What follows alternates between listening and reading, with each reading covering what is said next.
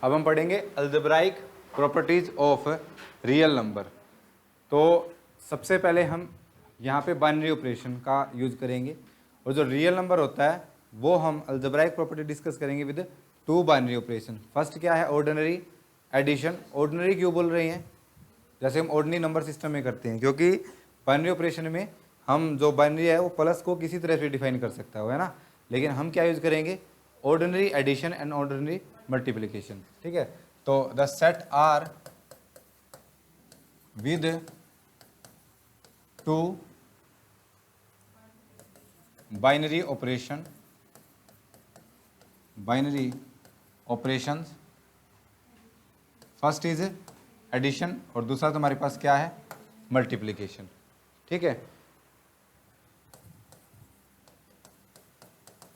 Satisfy first closure property करता है। Closure property देखो यहां पे तुम्हें ये लग रहा होगा कि क्या पढ़ा रहे हैं, है ना, कि हमें आता है ना, लग रहा है कुछ ऐसा। अगर तुम्हें ऐसा लग रहा है तो नेक्स्ट लेक्चर में तुम डगमगा जाओगे। ओके, तुम्हें पता होना चाहिए, क्योंकि यही यूज होने वाले आगे कि रियल नंबर है, फिर वहाँ से रियल नंबर उठाएंगे, वहाँ से रैशनल नंबर उठाएंगे, तो ये पता होना चाहिए तुम्हें। वैसे तो सभी को पता है ये क्या होता है, लेकिन अब इनका ये मैं इसलिए दोबारा क्यों बता रहा हूँ, क्योंकि नेक्स्ट लेक्चर में हम इन्हीं को यूज करेंगे। अब मैं ये बताऊँ नहीं तुम्हें, नेक्स्ट लेक्चर में सीधा काउंटेबिलिटी स्टार्ट कर दूँ, बोलूँ रैशनल नंबर और उसको रैशनल नंबर पता ही ना हो, है ना, तो दिक्कत हो जाएगी।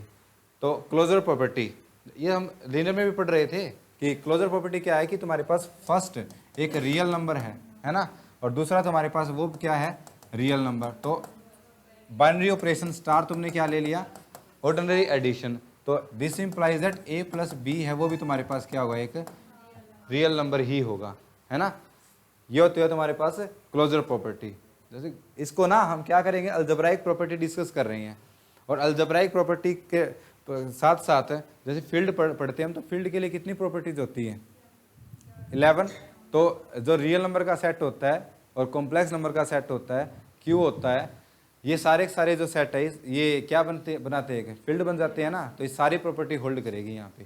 तो जो हम आर के लिए कर रहे हैं वही किसके लिए हो जाती है, क्यू के लिए भी हो जाती है। ओके, तो क्लोजर प्रॉपर्टी होगी। दूसरी क्या होती है, एसोसिएटिव प्रॉपर्टी, कि अगर आप a प्लस बी कर लो या फिर प्लस सी कर लो, या फिर आप b प्लस सी करके उसमें a ऐड कर लो, ये दोनों क्या होते हैं, इक्वल होते हैं for all a, b, c belonging to r।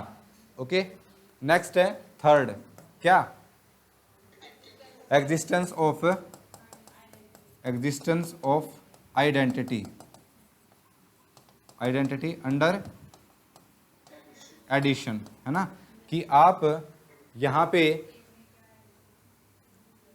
Existence of identity मतलब एक तुमने रियल नंबर ले लिया a बिलोंगिंग टू r यहाँ पे, कि a में अब हम क्योंकि एडिशन के रिस्पेक्ट में कर रहे हैं, a में क्या ऐड करें, और जो ऐड करना है वो भी तुम्हारे पास क्यों एक रियल नंबर की तुम्हारे पास दोबारा क्या आ जाए, a, या फिर इसको हम ऐसे लिख सकते हैं a, है ना।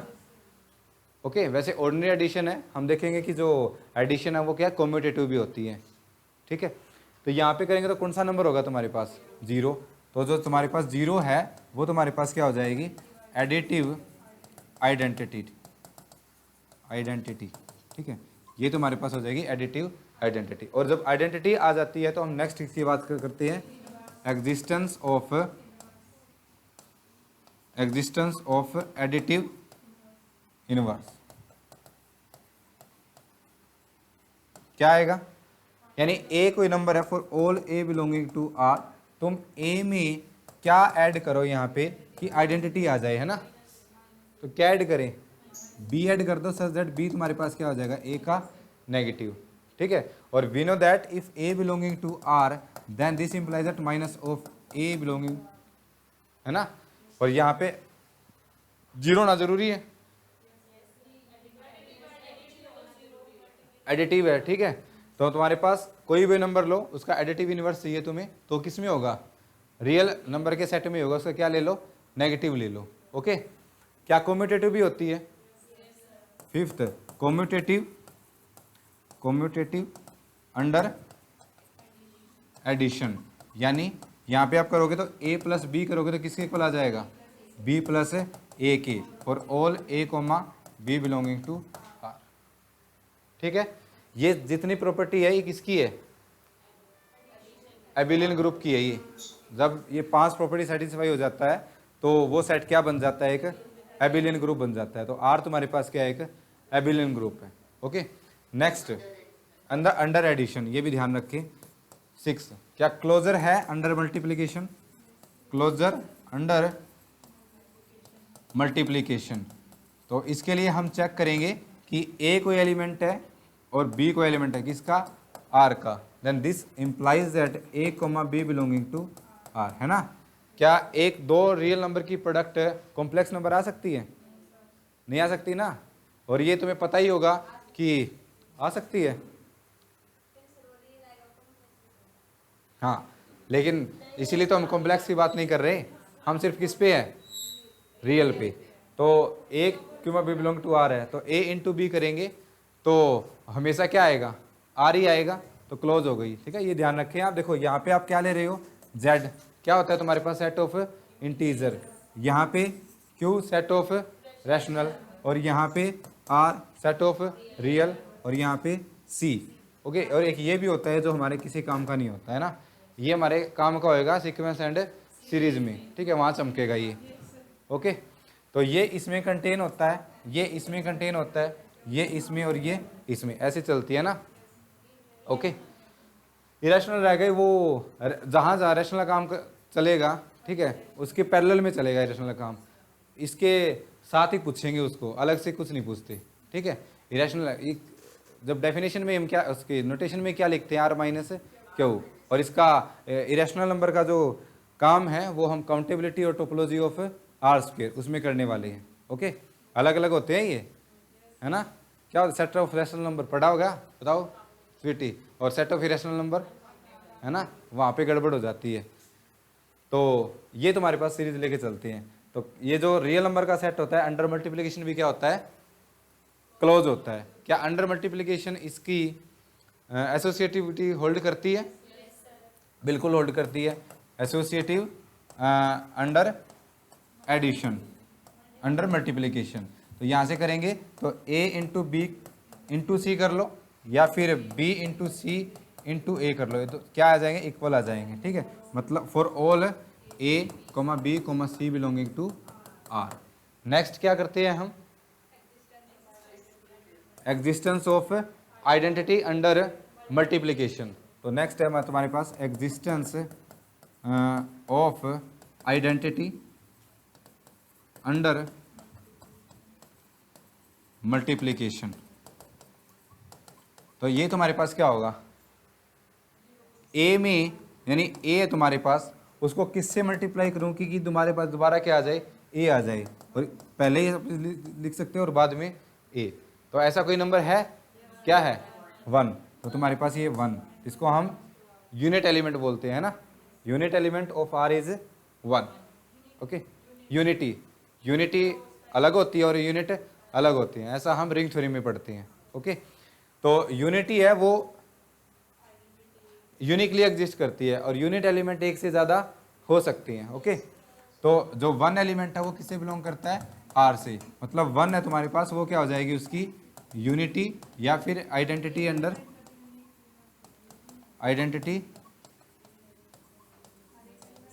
मल्टीप्लिकेशन।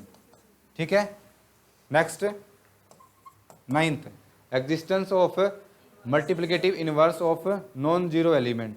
जीरो एलिमेंट का हम नहीं लेके चलते, तो एग्जिस्टेंस ऑफ क्या, multiplicative inverse of non zero element.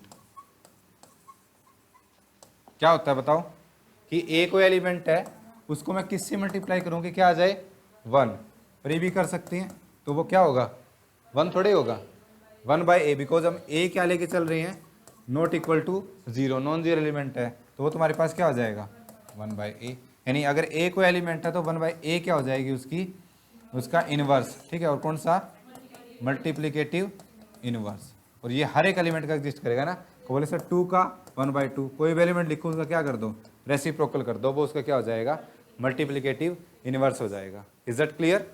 Next है कम्यूटेटिव हो गया, चारों प्रॉपर्टी होगी ना, क्लोजर हो गई, एसोसिएटिव हो गई, एग्जिस्टेंस ऑफ आइडेंटिटी हो गई और एग्जिस्टेंस ऑफ मल्टीप्लिकेटिव इनवर्स हो गया नॉन जीरो एलिमेंट का। तो यानी ये अंडर मल्टीप्लिकेशन भी क्या बनाता है, एक ग्रुप बनाता है। नेक्स्ट डिस्ट्रीब्यूटिव से पहले हम कम्यूटेटिव पे आ जाते हैं। कम्यूटेटिव होगा ना, कम्यूटेटिव प्रॉपर्टी होल्ड होगी यहाँ पे अंडर मल्टीप्लिकेशन,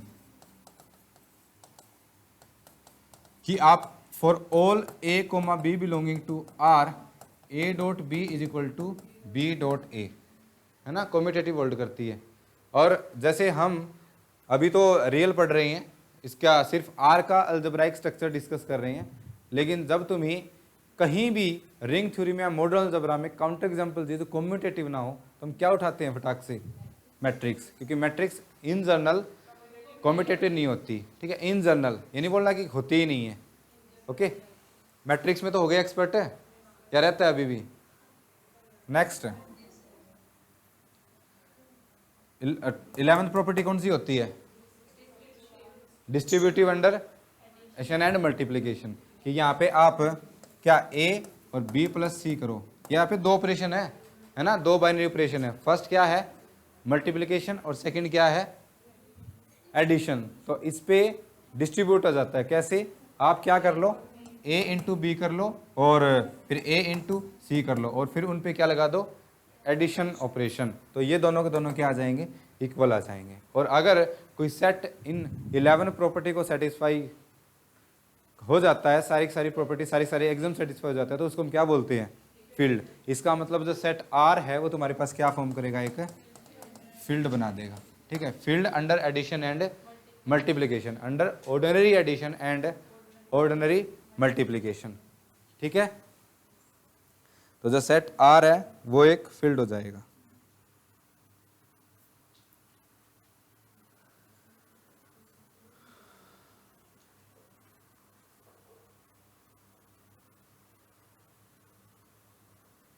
क्या एडिटिव आइडेंटिटी है वो यूनिकली एग्जिस्ट करेगी, क्या जीरो के अलावा और भी हो सकता है। एडिटिव आइडेंटिटी है वो एडिटिव आइडेंटिटी यूनिकली एग्जिस्ट करेगी। मल्टीप्लिकेटिव आइडेंटिटी वो भी यूनिकली होगी, मैंने बता दिया। देखो एक तो होता है यूनिट और एक होता है यूनिटी। जो मल्टीप्लिकेटिव आइडेंटिटी है उसी का नाम क्या है, यूनिटी है। ओके, नेक्स्ट, क्या इनवर्स यूनिकली एग्जिस्ट करेगा रियल नंबर में, जैसे फील्ड बन गया, क्या हर एक एलिमेंट का एडिटिव इनवर्स यूनिक होगा, देख लो। क्या उसका क्या लेना है, नेगेटिव, तो यूनिकली एग्जिस्ट करेगा। मल्टीप्लिकेटिव इनवर्स यूनिकली एग्जिस्ट करेगा, पक्का। अगर किसी रियल नंबर को जीरो से मल्टीप्लाई करे तो क्या आएगा, जीरो आएगा, पता है ना। लेकिन यहाँ पे रियल नंबर सिस्टम पढ़ रहे हैं आप, रियल के लिए, सभी के लिए, कि a इंटू बी अगर जीरो है, ठीक है, और a तुम्हारे पास और b क्या है तुम्हारे पास, एक दो रियल नंबर है और उनकी प्रोडक्ट क्या है, जीरो है, तो it implies that either one of them is must be zero. तो यहाँ पे या तो क्या होगा, a is equal to zero होगा और b is equal to zero, है ना। इससे पहले हम क्या पढ़ रहे थे, लीनियर अलजेब्रा, तो उसमें मैट्रिक्स डिस्कस कर रहे थे हम, और मैट्रिक्स में अगर दो मैट्रिक्स की मल्टीप्लाई जीरो है तो it does not implies that कि a is equal to zero and b is equal to zero.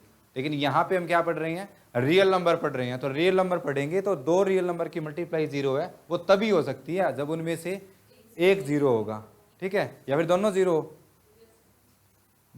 है, उनकी मल्टीप्लाई क्या होगी, जीरो ही होगी।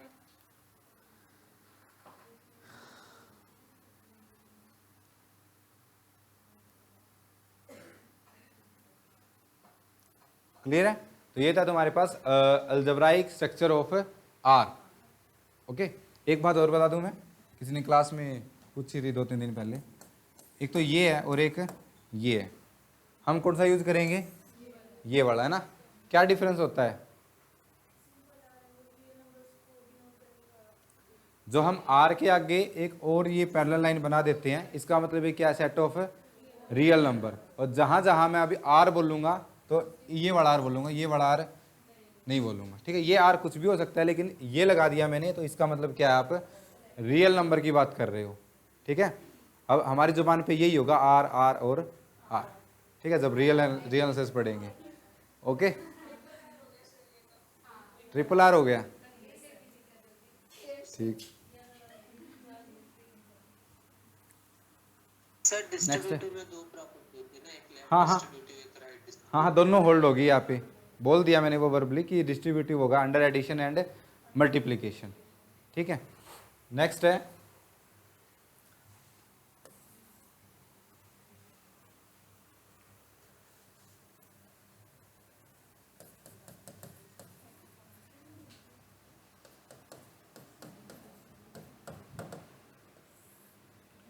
Axioms in are. एक्सियम होता है और एक प्रॉपर्टी होती है, क्या होता है इनमें डिफरेंस? एक हाइपोथेसिस होती है ना, तीन चीज हो गई।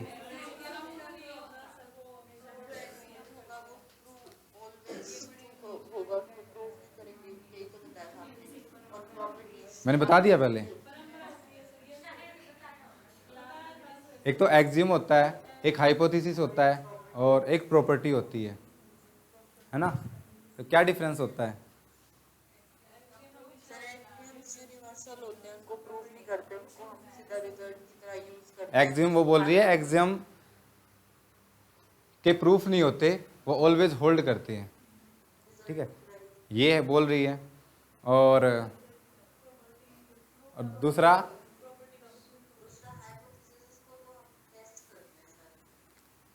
हाइपोथेसिस। एक्सियम क्या होता है कि एक्सियम तुमने ले ली, मान लो तुम कुछ डिफाइन कर रहे हो, ठीक है, और तुमने मान लिया और तुम एक काम कर रहे हो और तुमने उसको मान लिया कि ये है, ठीक है। एक तो होता है हाइपोथेसिस, तुम्हें नहीं पता कि रिजल्ट क्या होगा, तुमने मान लिया कि ये है और फिर तुम कुछ काम कर रहे हो, लेकिन तुम्हें पहले ही पता है और तुमने डिफाइन कर दिया, ठीक है। जैसे टोपोलॉजी पढ़ते हो तुम, पहले डेफिनेशन किसकी पढ़ते हो? टोपोलॉजिकल स्पेस, ठीक है, टोपोलॉजी बनेगा तो कितने एग्जाम होते हैं उसके? चार बन गए तो हम उसको क्या बोल देंगे? टोपोलॉजी बनेगी या नहीं बनेगी, है ना। तो अगर नहीं करे तो नहीं बनेगी, है ना। तो वो बनेगी या नहीं बनेगी, इसलिए हम उसको क्या बोलेंगे? एक्सियम। हाइपोथेसिस तो क्या होती है, वो गलत भी हो सकते हैं और सही भी हो सकती हैं, ठीक है। जैसे हम स्टैटिस्टिक्स में पढ़ते हैं नल हाइपोथेसिस, वो क्या है, वो गलत भी हो सकते हैं सही भी हमें नहीं पता, ओके। और प्रॉपर्टीज़ तो कोई डेफिनेशन हमने दे दी, फिर उसकी प्रॉपर्टी मतलब उसका प्रूफ है कि आप ये लेके चल रहे हो तो ये ऑलवेज होल्ड करेगा, उनको हम प्रॉपर्टीज सेक्शन में लेते हैं, ठीक है। तो अभी देखो बता रहे हैं एक्सियम इन आर, जैसे ही बोल दिया मैंने। फर्स्ट है law of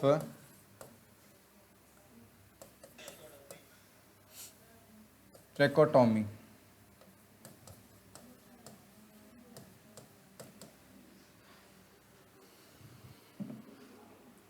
for a and b belonging to R, हमने दो रियल नंबर ले लिए, a comma b belonging to R, तो ये हमेशा होल्ड होगी, है ना। देन एग्जैक्टली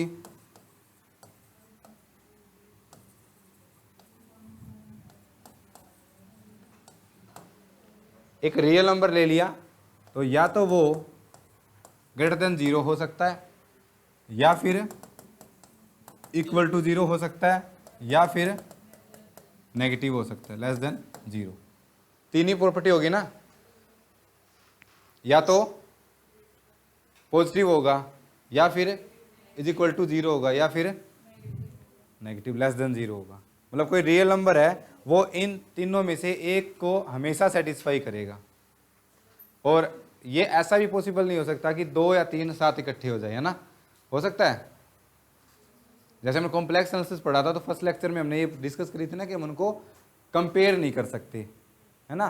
तो ये सिर्फ किस में है? Law of trichotomy, real analysis में हमने बोल दिया 1 प्लस आयोटा और 1 माइनस आयोटा, बताओ कौन सा बड़ा है कौन सा छोटा है। आप उनको कंपेयर नहीं कर सकते कॉम्प्लेक्स नंबर में, लेकिन यहाँ पे आप कंपेयर कर सकते हो, बिल्कुल है, क्योंकि यहाँ पे हमारे पास कितनी है? 2 ही डायरेक्शन है ना। आर आप पढ़ रहे हो तो ये तुम्हारे पास क्या होती है? रियल लाइन होती है। यहाँ से जाएंगे तो ये किसकी तरफ जाएगा? पॉजिटिव इन्फिनिटी की तरफ। यहाँ पे जाएंगे तो नेगेटिव इन्फिनिटी, और यहाँ पे मिड में क्या होता है? 0। ठीक है।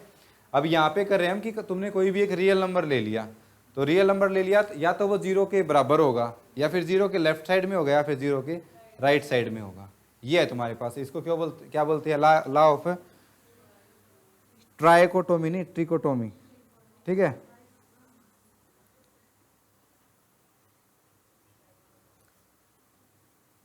नेक्स्ट है मोनोटोन लॉ ऑफ एडिशन।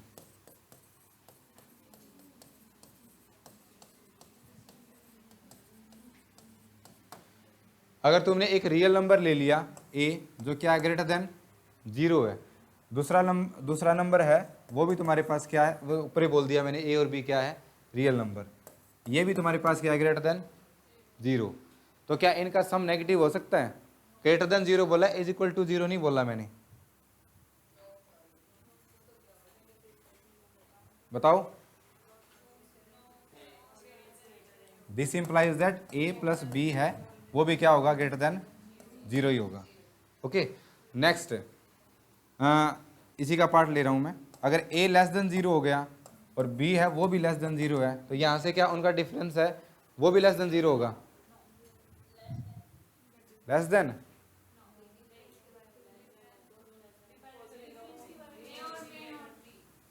में। और अगर ऐसा होता तो वो रिजल्ट नहीं होता। तो ये रिजल्ट सिर्फ किसके लिए है? ग्रेटर देन के लिए। यानी आप -1 कर लो और यहाँ से -5 ले लो, यहाँ पे इनका डिफरेंस करोगे तो कितना आएगा? 4 आ जाएगा, विच इज ग्रेटर देन 0। अगर दो रियल नंबर लेस देन 0 है तो जरूरी नहीं है उनका डिफरेंस।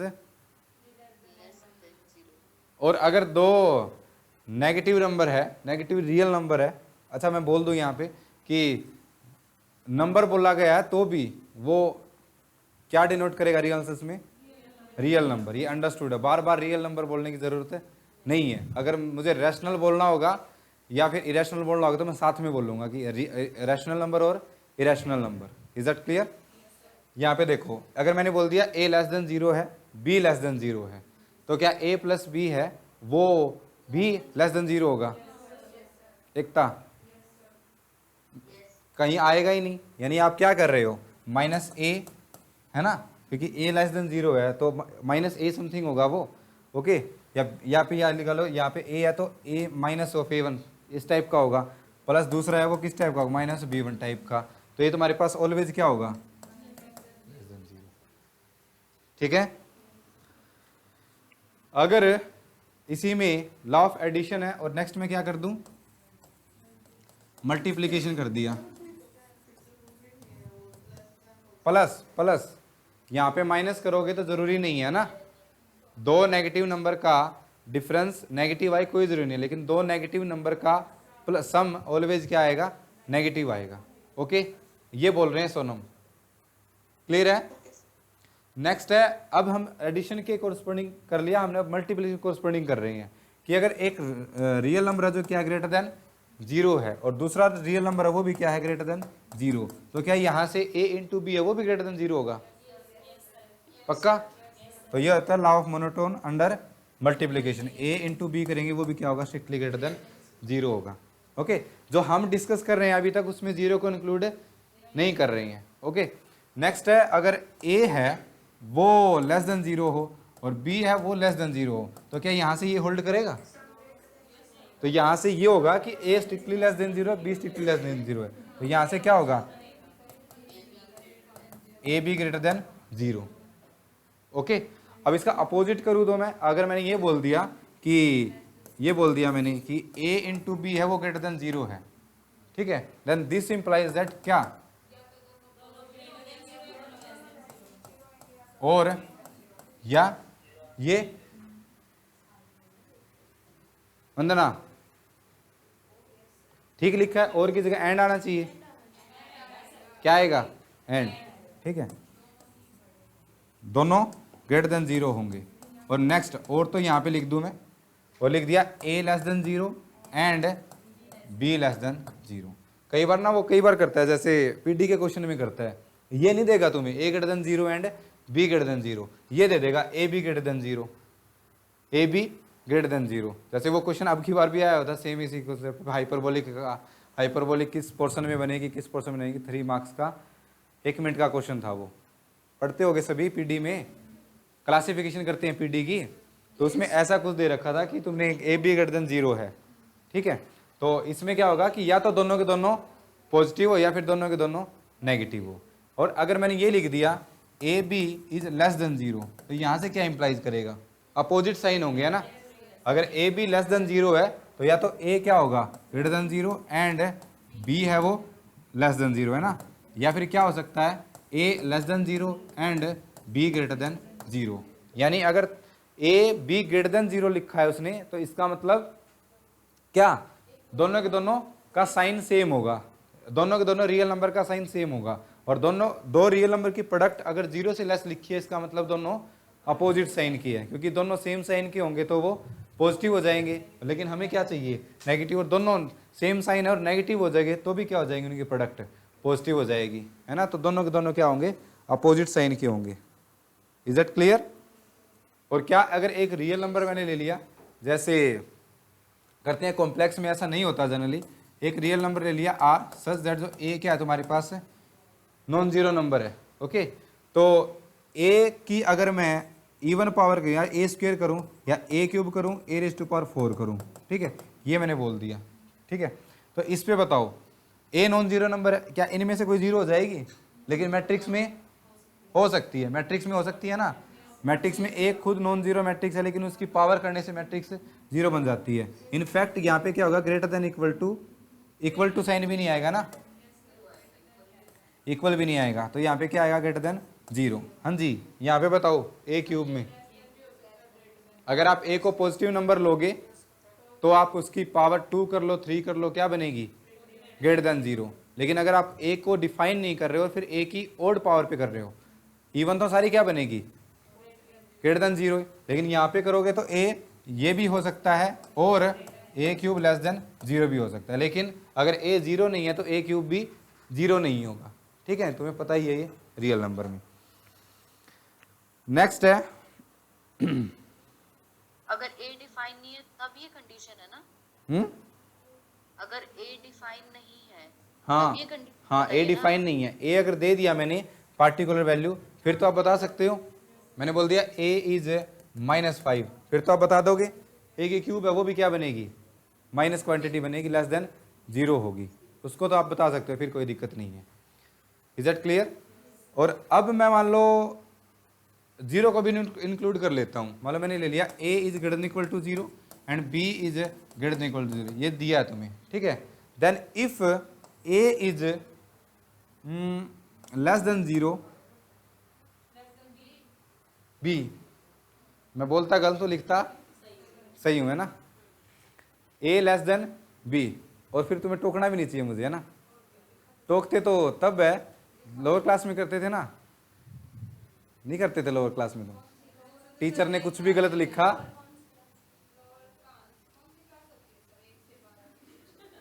एक से 12 लोअर ही होती है अब तो, हाँ, और अब तो इस लेवल पे तो एमएससी भी लोअर ही है। A greater than equal to 0, b greater than equal to 0। अगर मैंने बोल दिया ए इज लेस देन 0 और मैंने यहाँ पे square A is less than B, A square और बी स्क्वेयर, अब इनके बीच में क्या साइन आएगा,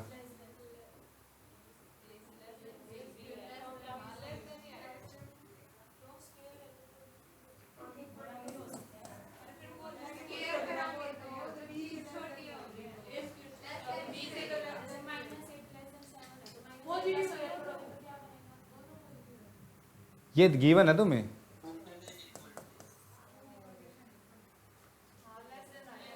ये ग्रेटर देन इक्वल टू 0, ये ग्रेटर देन इक्वल टू 0 है, यानी ए है वो या तो 0 हो सकता है या फिर पॉजिटिव, बी है वो 0 हो सकता है या पॉजिटिव हो सकता है।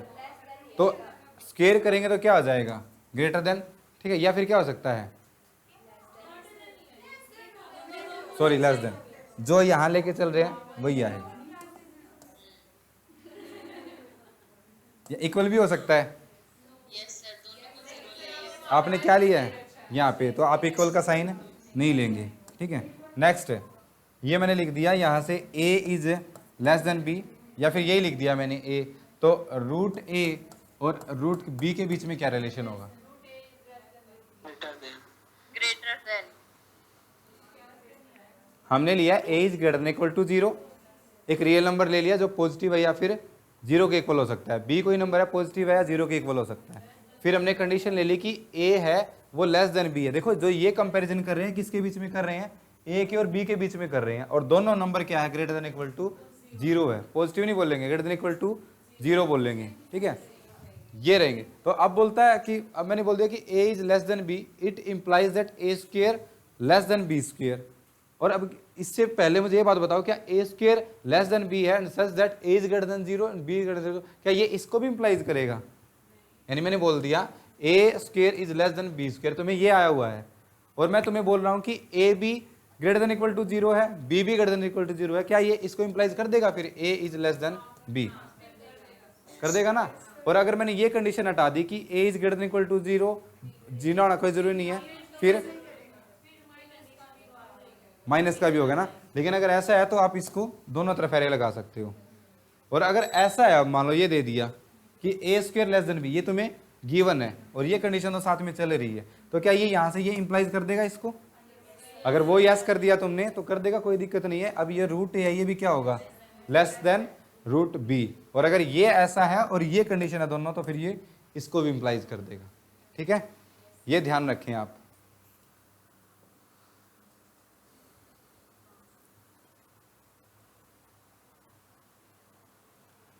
नेक्स्ट, अर्थमेटिक मीन पता है दो रियल नंबर का क्या होता है? अर्थमेटिक मीन यानी ए और बी कोई भी रियल नंबर है दो, तो उनका अर्थमेटिक मीन क्या होता है? A M A plus B by 2, ठीक है। और 3 नंबर है फिर ए, 3 नंबर है फिर क्या आएगा? सी बाय 3, ये भी लोअर क्लासेस में करते हैं ना। और ज्योमेट्रिक मीन, ज्योमेट्रिक मीन हो जाएगा under root a into b. And what is the relation between A M and G M? G M is यानी root of a B is less than equal to, इसको कहाँ use करेंगे हम? जब हम sequence and series पढ़ेंगे और वहां पे आपको एक गिवन सीक्वेंस है, वो क्या गिवन होगी? कन्वर्जेंट। तो उसकी पावर में सम के, पावर का सम, ये सब डिस्कस करेंगे। उसका रूट का सम होगा या कन्वर्जेंट नहीं होगा, तो तब हम क्या यूज करेंगे? अर्थमेटिक और ज्योमेट्रिक मीन यूज करेंगे। यानी अब सीक्वेंस है तो इस रिजल्ट को हम n नंबर के लिए भी बता सकते हैं, है ना। अगर तुम्हारे पास है a1 a2 and up to so on, कितने रियल नंबर है? n रियल नंबर है, तो इनका ज्योमेट्रिक मीन यानी under root a1 a2 a3 and up to so on an है, always less than equal to a1 plus a2 plus up to so on an by n, इसके less या इक्वल रहेगा। यानी जो रिजल्ट है किसके लिए होल्ड करता है? n रियल नंबर के लिए भी होल्ड करता है। ओके, सीक्वेंस सीरीज में an ही पढ़ेंगे ना हम। ये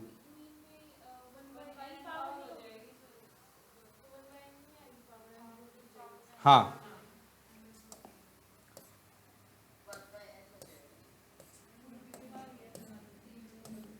वन बाय n, क्योंकि एक से दो से ज्यादा ले रहे हैं हम, है ना। 3 लेंगे तो यहां से क्या आ जाएगा? a plus a into B into C raise to power 1/3। Okay, तो ये था तुम्हारे पास अलजेब्राइक